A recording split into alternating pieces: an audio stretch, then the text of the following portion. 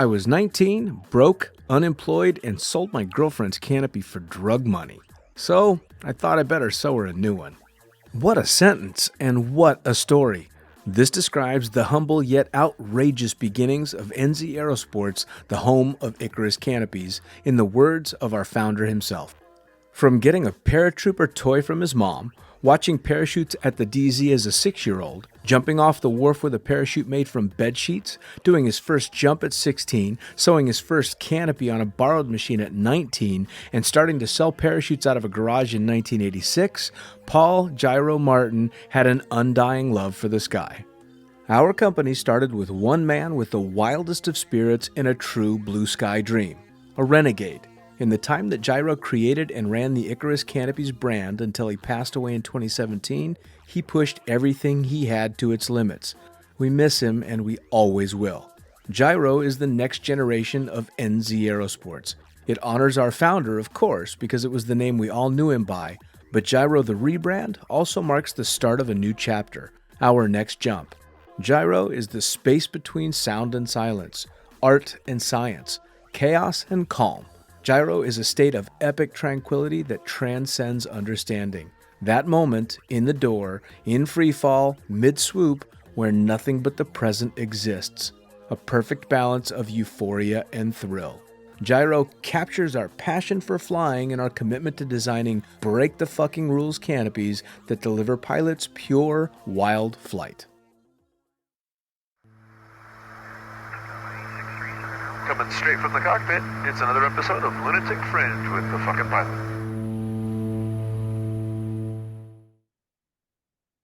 Ready, set, go! Back in the can for another edition of the Lunatic Fringe podcast with a familiar face. Who the fuck are you?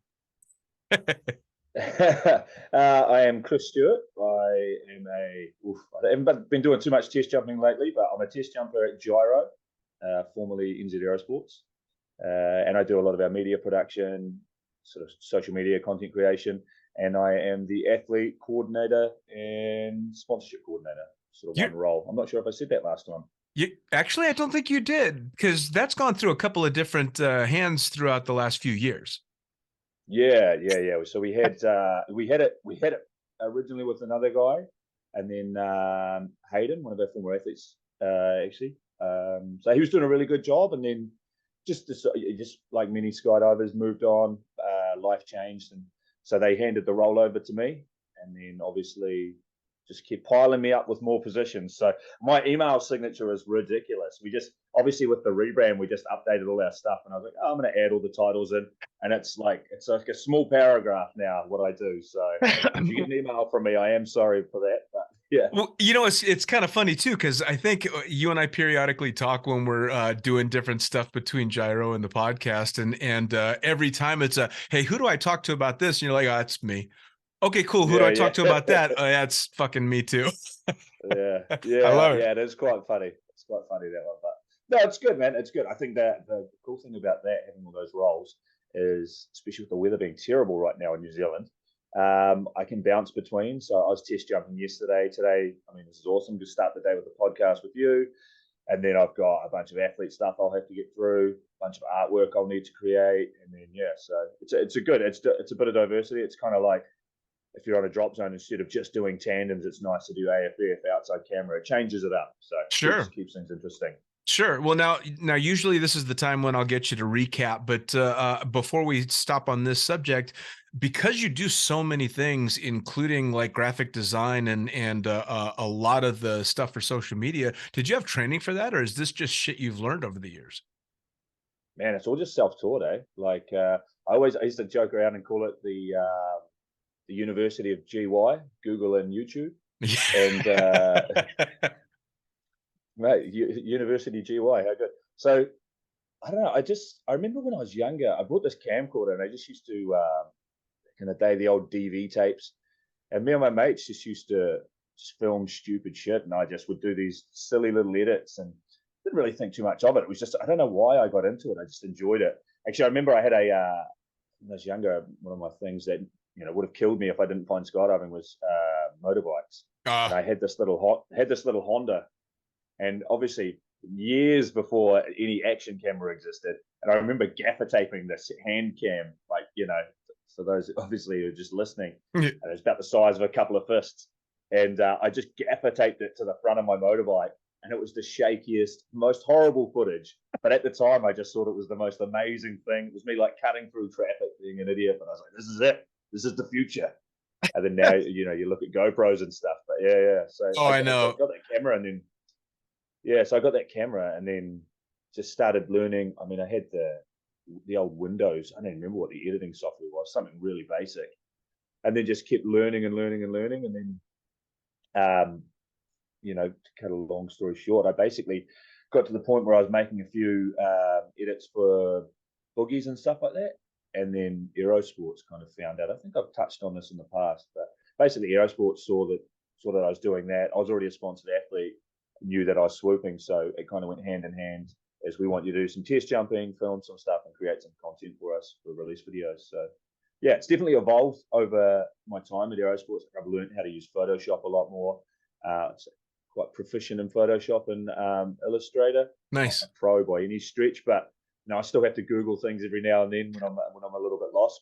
But Sure. yeah, no. So self-taught by the internet. Sure. But man, it's amazing how far you can go. I think we've discussed that as well.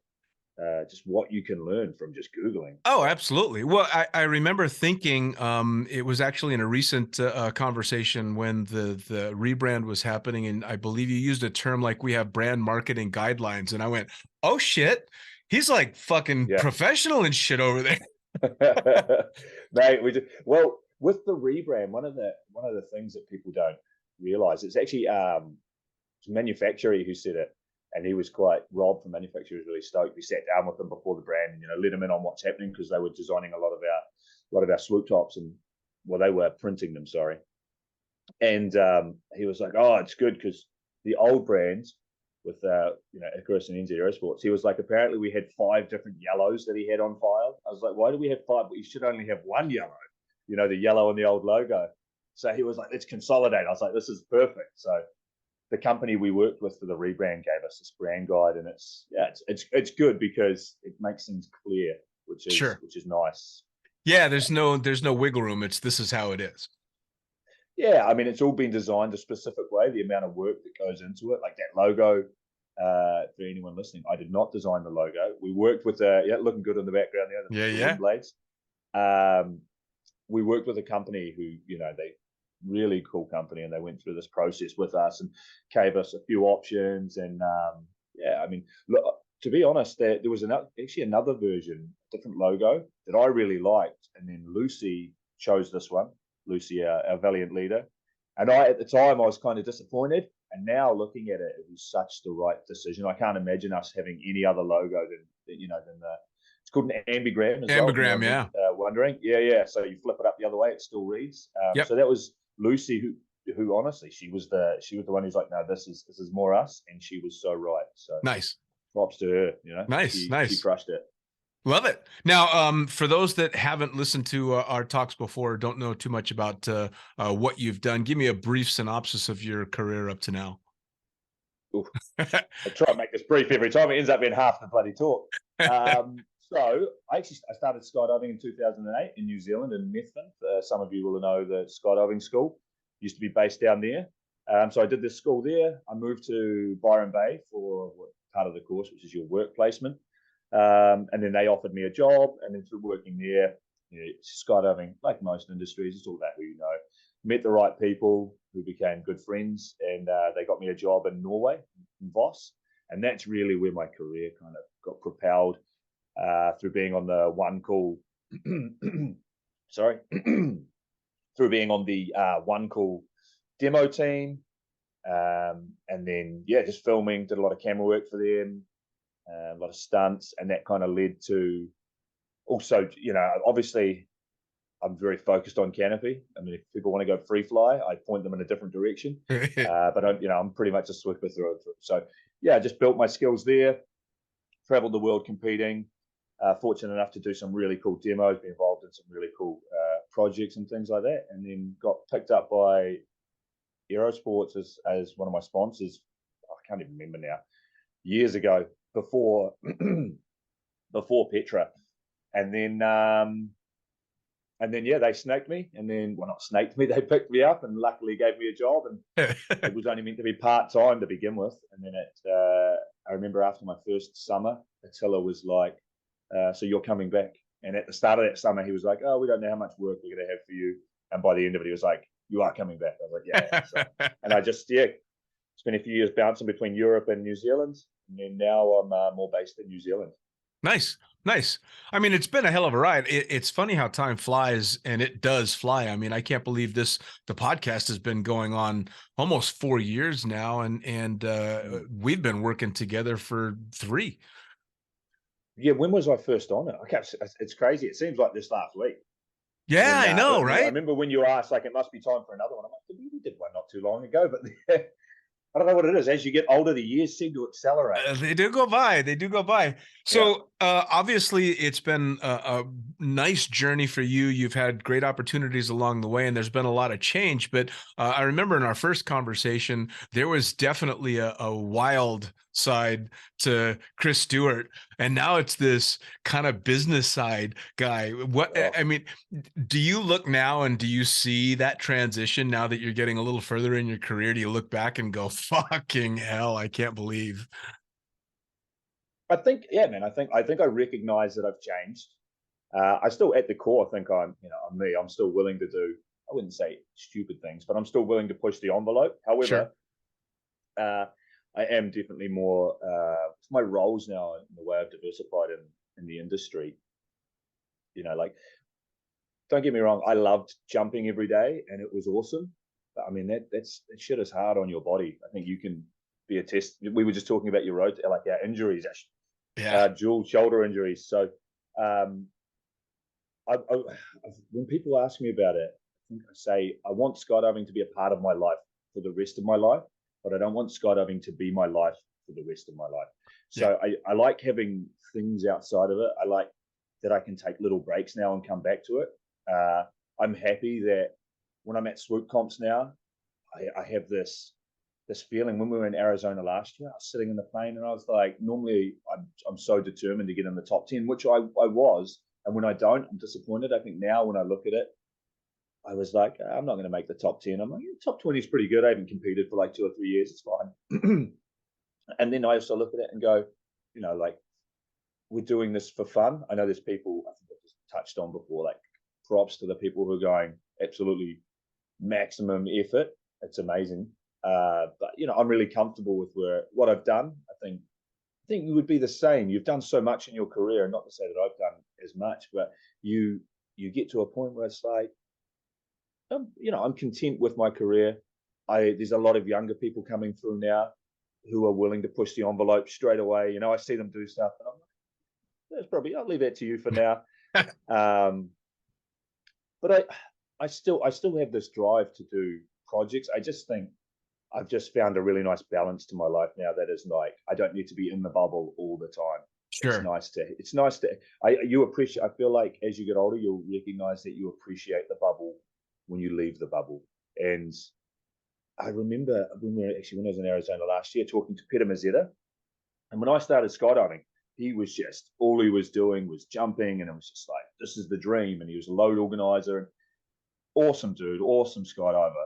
And when I was in Arizona, he was just like, I'm a skipper now. Him and Yokosuka went away and did theirs. And I think Alex Amard and a group of guys who are what we'd probably call the old guard now. Sorry, fellas. Myself included in that. And they were just like, we did our skipper's course, and we were talking a little bit about tunnel and stuff like that. And then when he started talking about the boats, his eyes just lit up, and I was just like, that's fucking awesome. Yeah, man. This guy who all I saw was this tunnel god and sky god, who was just the man, has just found such a passion outside of skydiving as well. I think for people listening, they might be like, that's never going to be me, but I think you'll find in like 10 years, it probably will be you. Well, and the finding the activities outside of skydiving that you have a passion for just increase your passion for skydiving when you go back and do it. Exactly. When it's all skydiving, it's very easy to have some of that passion get sucked away. And for guys like you and I that still work in the industry that doesn't involve jumping, that actually for me is a great reset, because here I get to sit and shoot the shit with people and talk about all these great things that people are doing, and then remember a lot of the fun things that I've done jumping, and I'm not in an airplane 10 hours a day, 5 days a week, when I really don't want to sit and talk about skydiving when I've just been, screaming at jumpers all day.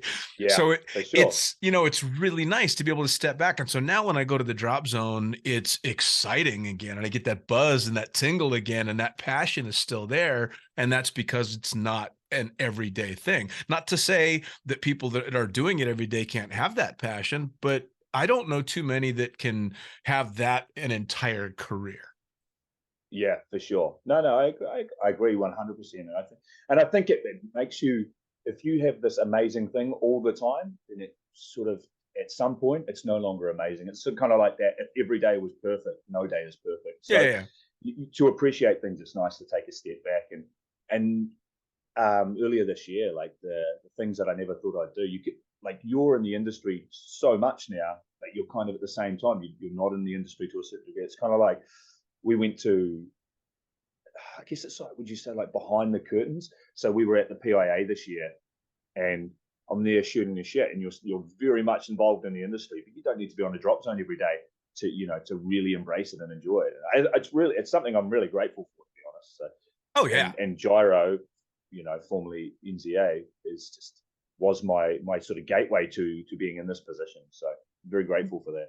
Oh, absolutely. Well, and it's the same for me. It's I really get to enjoy having taken a step back, and like you and the PIA, you're involved in the community in a way that's not necessarily active in jumping, but you're deep in the community. And the podcast for me, and my association with Jyro, because the podcast has done so well with them, has allowed me to meet and talk to and converse with people that I probably never would have met otherwise. And I've met some fucking badasses getting just these incredible stories.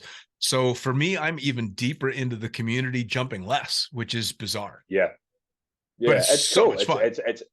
It's an awesome thing to be. It's a good position to be in, especially like you say, like when you go on a drop zone now, you appreciate it, and Yep. you're probably, to a certain degree, in many ways, more involved in skydiving now, because being on a drop zone, just doing tandems or flying, 9-10 hours a day, Yep. you're in the plane, you go home. Yep. You've not shot the shit with anyone, you've not had a beer or just you. So this is kind of, yeah, it's cool, man. It's cool. It's like I said, I think you're the same. I very much appreciate the position I'm in now, that I'm heavily involved in skydiving, but I'm not jumping anywhere near as much as I used to. Sure. So I'm probably more involved in the industry than I was when I was just on the drop zone, because you're involved in so much more stuff. So Oh, very much so. yeah. Well, now, I know you've kept incredibly busy over the last year, because the whole Jyro, formerly NZ team, just fell off the face of the earth. You guys were fucking hard to find because you were so busy, and it was funny because everybody was like, "Just be ready, something's coming. We can't tell you anything about it, but something's coming. Be ready." And I'm like, "Okay, all right, cool. I'll wait. I'll wait." And I had no clue what was coming up, and you guys all came up for air at the same time, and every one of you was fucking exhausted but happy. Yeah, man, the rebrands. We you know what? It was amazing. I was actually the project lead on it, so I was overseeing everything. Really grateful for that position again. The trust that the company put in me. I said yes. I think about 2 months into it, after saying yes, I was like, well, should have I said yes to this? But no, I'm really glad I did. It's nice to challenge, to challenge yourself, no matter what industry or area you're in. So no, it was good. It was exciting. We had meetings over a year, well over a year ago now, with a few companies where we were starting to align our values, and try and find what's called like your brand essence and all this sort of stuff, and start putting things down to see what direction we were going to go in and who we were. So the actual discussion of the rebrand had been on the cards for a while, and I think Lucy really, she had a speech and explained it really well in that video. But we're more us than ever to a certain degree. We were doing really cool stuff prior to the rebrand, but like, I don't know, from a creative point of view, whether people saw it or not, but we were just kind of going through the motions to a certain degree. Sure. And now the rebrand's just given us this, I don't know, it's just like this new life. So Revitalized, yeah, for sure. Yeah, 100%. And it's really cool because from my position as working with the athletes and sponsorship and stuff, I've gotten quite a few really nice emails from people going like, got my new swag, absolutely love it. And even they're feeling invigorated to, we're going to create more content, so excited to jump and represent the brand. So I think it's helped like a lot of people, not just us, Sure. just to get a second wind, So, but yeah, big old job, many moving parts. Definitely learned a lot from it. What we're not going to rebrand again, probably not in my lifetime. So many things we learned from it that we'll probably never get to use. But no, it was a really cool experience. Was there a specific event that was a catalyst for it, or was it just a number of things that brought about the change?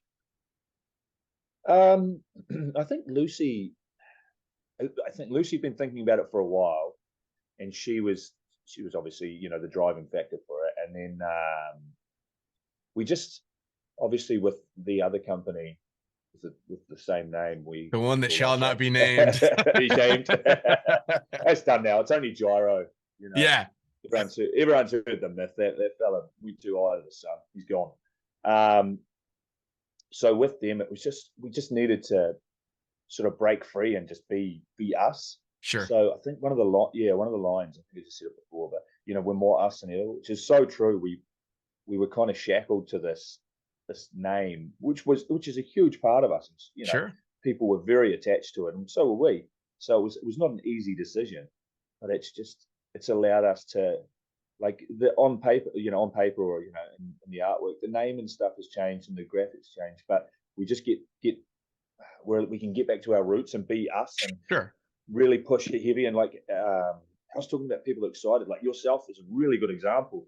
Like you were you had all these amazing ideas, you were messaging me, and you could and these were in messages, and you know how it's really hard to perceive someone's like the tone of a message. It was not hard when you were messaging me. I was like, Dean is fucking excited, he is absolutely jazzed by this, which is awesome.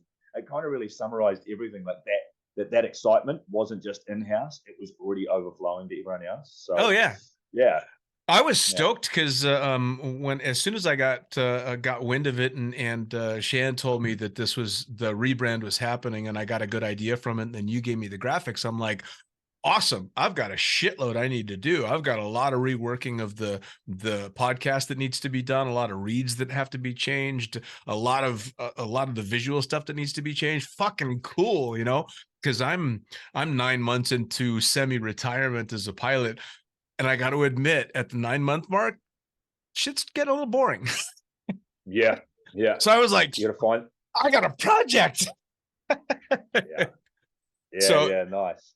Now, the big kickoff was at the Jyro Boogie. How was that? Yeah, so that was another level. So obviously we were out at Funny Farm, which is in the middle of nowhere. Also, we're doing a rebrand, and there's no internet out there. There's no signal.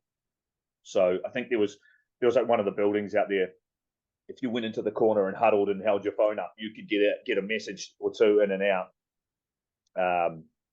So that was it was awesome. That was always the plan, to do the kickoff with we wanted a big party, a big event. We hadn't done a Jyro Boogie for a few years, obviously, and Lucy was like, "This is going to be it." So a lot of planning into that. Big shout out to Roger and all the crew out there, Noodle, Bogsy, and stuff like that. They basically the previous Jyro Boogies have been a lot smaller, and I've actually had done a lot to do with the organization. This one was Roger was like, "Give me your money, I'll give you what you want," and they delivered, man. They came through. So it was really nice, especially around the rebrand, that we didn't really have to worry about that being organized. They just did it. So I guess for people who weren't aware, we basically went out to the middle of the outback. We didn't tell anyone it was a rebrand. We had a bunch of pull-ups. We had all the swoop tops that we gave to our athletes, who were the load organizers. So people just thought they were, just for the boogie, and then basically jumped and partied for a week. Took the partying easy, obviously, because we were jumping to a certain degree. And then on party night, which was Friday night, Lucy got up, gave a speech, and just basically said, "So, this is our new logo. You've actually been seeing it all week." And some people had kind of figured out something was going on. Skydivers being skydivers. Other people were completely oblivious. Sure. But it was just like, Lucy sort of said, "We're now Jyro, and you guys are the first to know." And just the cheer erupted, and there was like a chant of Jyro started, and it was just, the atmosphere was awesome, and the vibe was so good, and it was cool to be a part of. And if I'm honest, it was a relief to be like, oh god, I don't need to keep the secret anymore. Yeah, right. Because I was one of the first people. There was a group of us here, and obviously being part of the design team, you got to be involved from the get-go. And I knew we were doing it very early on, so there was a group of us who knew, and we didn't even tell the staff, like the machinists and stuff like that, and the riggers. We told them a few months before. They're like, right, now's the time.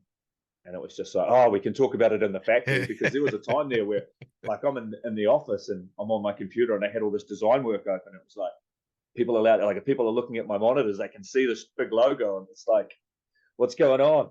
So it had to have been a relief. Now, for those that don't know, haven't heard, haven't been, because they jump in the States, describe as briefly as you can what Funny Farm is and what kind of environment you guys released this information. Okay, Funny Farm is so it's basically Roger Mulkey and the Mulkey family own a farm in the middle of the outback in I think it's still in Queensland, I believe so.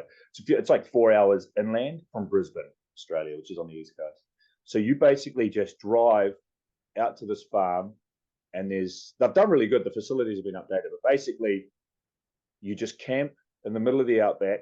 They fly in a few aircraft, and you just jump. You're not going to get any noise complaints. You can party as loud as you want. You can you're 30 minutes from I don't even know if they call it a town. It's basically a gas station. There's no houses around it. There's a gas station that's 30 minutes away. The nearest town is an hour and a bit away, so that's civilization. And there's a very heavy emphasis on safety, because it takes an hour for the helicopter to get there. Sure. So if there's an injury or accident or something like that. But basically, it's just a group of skydivers. You come together, and you how we were talking about the bubble. This is like the bubble within the bubble. You are absorbed by skydiving. You finish the day. You have a couple beers. There's a day tape, obviously like a regular boogie or an event on, and then you wander off to your tent or your camper, which is 100 meters away, and then you get up at the sunrise, and you go again, and it's basically, I know a boogie, people say it's like a festival, but it's proper like a if you think about a music festival, it's like a week-long music festival, minus the music. I mean, there's DJs playing, but it's skydiving. Sure. And and we had like 25 load organizers. Whoa. For about 120 participants. And then 25 load organizers, and these guys are awesome. Like, there's a few internationals there, like Max Mano, Matt Leonards, who's a PD pilot. Though we had him on a Petra all week, so that was good.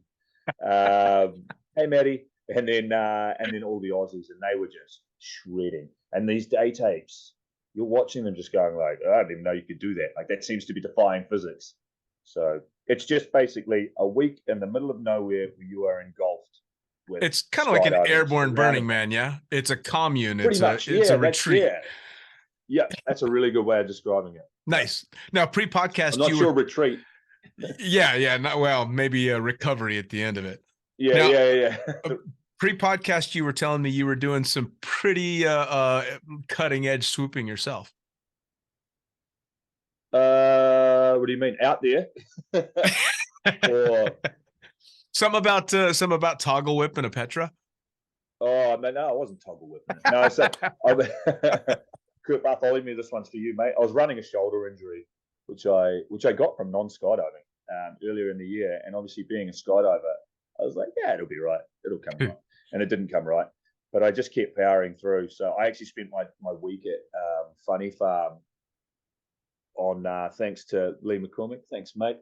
Macca, he was giving me, because he has a shoulder injury as well, he was giving me anti-inflammatories, and I was getting it.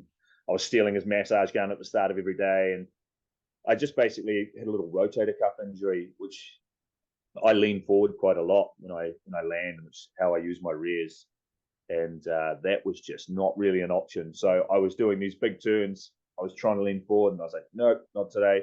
So I was basically swooping the pond on toggles all week. And then I think on the last day, I was like, right, I got it strapped up by the physio out there, Greg Whitehead, absolute legend, one of our athletes on Block Party. He basically sat me down and gave it this really good working, and then strapped it up, and I was like, cool. And I took one anti-inflammatory, and it allowed me to actually do a morning of proper swooping, which was nice. Nice. Albeit, I posted a video that was filmed by a guy out there, Trent, who was just shooting, who was filming and doing drone footage all day, and he was crushing it. Anyway, that footage I just posted as a reel a week ago, and that video is just me doing a carve and dragging the water. Some people might have seen it. And that what it doesn't show is after I flare and he turns the camera off, I'm basically like hanging over, holding onto my shoulder, and I was like, it was worth it. It was worth it. So yeah, so I couldn't really use the rears, so I just kind of gave up. I was like, yeah, I'm going to toggles, which is funny because obviously I'm known as being a swooper, and I got out there and people expect a certain level of swoop from you, and then they just see me coming in on this Petra, and I just go to toggles, and they're like, what's up with Chris? It's like, hey, don't worry, guys, toggles are in. Toggles are cool. Man, oh man. Yeah, well, you know, it's funny. Obviously, shoulders are a common injury in skydiving, very common injury in skydiving. And I got to say, most of us are kind of idiots. And we don't give it the time that they need to heal. Again, pre-podcast, I had told you about when I had tore my shoulder, had surgery. They told me 3 or 4 months, but I had just gotten a gig at a super busy drop zone, and 3 weeks later, I was chucking drogues. Granted, an abbreviated throw every time I would throw it. And it the lazy throw. Yeah, man, you know, and it's if I could give any advice to anybody, especially the newcomers coming up, man, oh man, let your injuries heal. You got a long time to skydive, and if you don't, you're going to be like me and Chris, soon to be you, not fucking sleeping through the night because you got to wake up and stretch and crack, and oh, fuck me, man. It was definitely not my smartest option. And I was like, that Jyro boogie, I'll power through this one and I'll be good. And what's stupid was I did the Aussie New Zealand Nationals earlier in the year, and it wasn't too bad, but that definitely, I was really pushing hard on, like leaning forward and doing my normal thing. And again, Macca was looking after me, and I remember very naively thinking, like, it took about 2 days for the anti-inflammatories really to sort of get to the point where I was like, oh, no, my shoulder feels not fine now. And I remember finishing the competition, and I was like, how strong are those, how strong are those painkillers anyway? I was like, I think my shoulder's good. I think it's fine, because I finished the event with not feeling any pain. And I was like, it feels strong. It felt good again. I got back to New Zealand, and I went and did one test jump, and I was like, yeah, the painkillers were definitely doing their job, because I was just like, yeah, it's worked. Yeah. So that was, then I took it a bit easier, finished Jyro boogie, and had a nice holiday after that with my fiance now, Shy. You got engaged, man. Baby. Congratulations. Yeah. Cheers. Shout out to her. Love you, baby. She's in bed sick right now, trying to nurse her back to health. Anyway, so after the boogie, I was like, right, I'm not jumping. We went to Bali, came back to New Zealand, and I was like, I'm just not jumping. And started stretching, doing more mobility stuff, and yeah, it's at a point now where it's definitely a lot stronger, but now I need to stretch it. So nice. Yeah, like you said, if you have an injury and you're young, take a couple of months off now, because in the future it's going to be years of discomfort. Oh yeah, man. Yeah. So, I didn't even do it something cool. I was playing touch rugby in New Zealand at the start of the year in summer, and I got tripped over, and I just fell on my arm funny, and I was like, cool, didn't think anything of it, and then just made it worse and worse. It's shit on the ground, man. Shit on the ground every time. That's what gets you. Yeah. So now, speaking of the new fiance, does she jump? She does, yeah. So we met. We actually met. She did the skydiving school coming up on 3 years ago. it's up in Auckland now. So the same school I did got moved up to Auckland, and I'm not an instructor of hers. I was just out there test jumping. So it's not that I didn't take her for a tandem. I wasn't doing her AFF. I was out there, and yeah, we met out there. Nice. And then it slipped into her DMs, as the kids say, and we went for a date, and then just sort of never stopped seeing each other. Dude, that's awesome, man. So, I mean, on to the next chapter and multiple facets of your life, which is really cool. Yeah. That's really cool. Really happy. So I got engaged a couple of weeks ago now, and I'll tell you what, just a little insight. I had this big romantic thing planned, and it was still romantic, but part of the romantic thing was, being able to speak properly when I asked her to marry me. And she started crying, and then I started crying, and I was like, I am not maintaining this very well. Yeah. I think I just like pushed the ring on her finger. I'm like, we're done. Let's have a drink. That's actually very similar to how mine went, although it was funny because I got down on one knee and it was in a restaurant, and I had a friend there that was helping run interference, and I do the proposal, and I had told my friend before I got down on one knee, I'm like, she's gonna not be able to speak and she's gonna cry. That's all that's gonna happen. Yeah.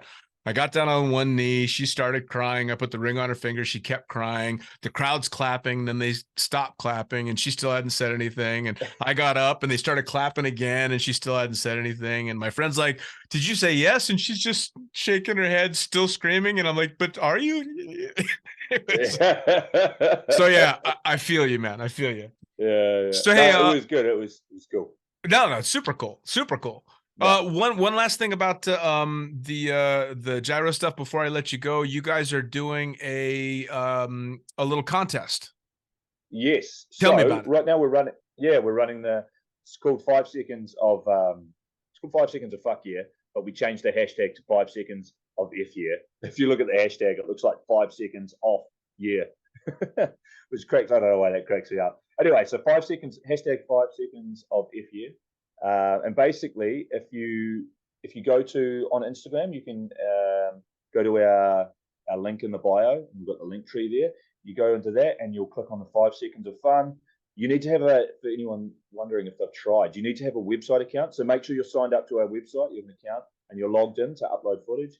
Basically, just follow the instructions, and you just got to upload your 5 seconds, a trimmed clip, whether it's in story sort of format or widescreen, doesn't matter.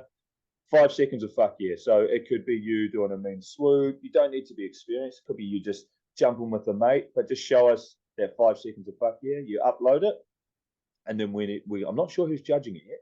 We're going to go through it, and the winner will get a free canopy. That's awesome. Yeah, and if you're listening and thinking, I don't swoop, I don't do, I'm new.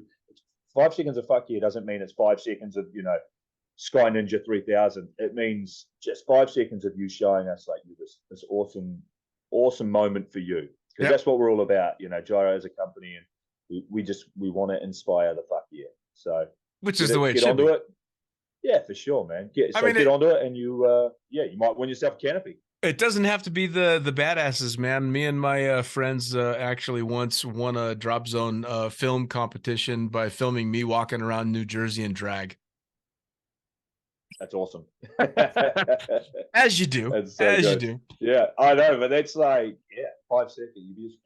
You'd be amazed what you can get into 5 seconds. So. Hell yes. Well, that's the thing, right? Is 5 seconds is actually, especially with modern social media, that's a good sized clip, man. You can put together something really cool in 5 seconds. Yeah, and it doesn't need to be an edit either. It can just be, in fact, just a raw clip is quite nice as well. Yeah, for sure. Yeah, there's a lot, and there's no limit to entering, man. If you have 20 different 5 second clips you want to chuck in there, throw them in. Each one counts. Awesome. When's it due by? That's a really good question, and I should know that, Dean. I will put it in the description. yeah. No, I think we're running it for the next at least few weeks, maybe month.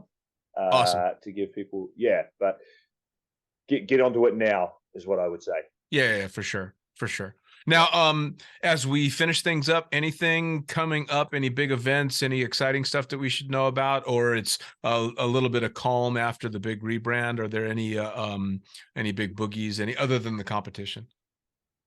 Well, we've got a couple of things in the works. There's something, if you just keep an eye out on our socials, might be a few people that are going to be interested on it. I can't say too much more than that, but You guys are just keep sneaky an eye out. fuckers, man. Such sneaky fuckers.